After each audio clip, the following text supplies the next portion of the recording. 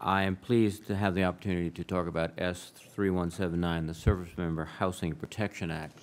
Since 1940, the Congress has recognized that men and women in the service of the United States deserve special protections. So with the Civil Service Relief Act, Soldiers and Sailors Civil Service Relief Act, augmented by the Service Members Civil Relief Act, augmented by Senator Webb's great work with respect to the GI Bill of Rights and other legislation, including the creation of a service members branch of the Consumer Financial Protection Bureau. We've tried to provide protections to our servicemen and women. The proposal that I am making advances several, I think, important improvements. It continues in the strong tradition that we've established and this committee has established. And it focuses on protecting service members, particularly from foreclosure and also from give them real access to the protections under the Servicemen's Civil Relief Act. First, the bill would make it easier for service members to claim deployment-related financial and credit protections by expanding what could be submitted to constitute military orders.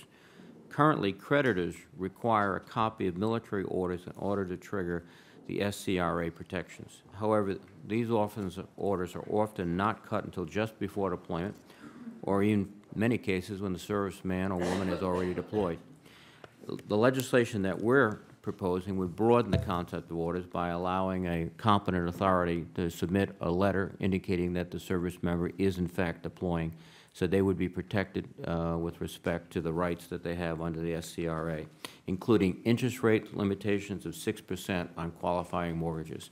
Something I think that has to be done, should be done. In many respects, this is a technical correction which could be so important to servicemen and women. Second, this bill would extend foreclosure protections to surviving spouses.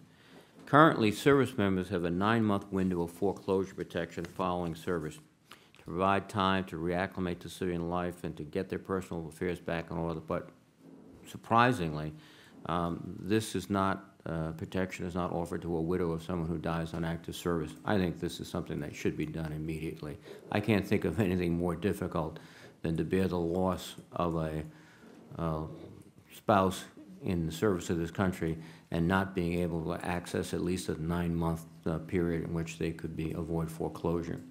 And finally, the bill would facilitate from transition from off-base to on-base housing.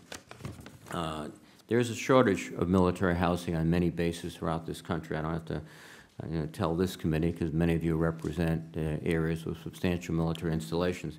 But when service members are on a waiting list for on-base housing, they can be in a situation where it would cost them to terminate their off-post lease. That, I think, is unfair. I think they should be able to move without a termination fee on post when that housing becomes available. There are several states, in fact, Florida, Georgia, and Virginia, who already under state laws have made it illegal to impose a penalty if a service member is given on-post housing. I think we should do that at the national level. So I've been very proud to introduce this bill along with Senator Durbin, Senator Sherrod Brown, Senator Whitehouse, and Senator Beach.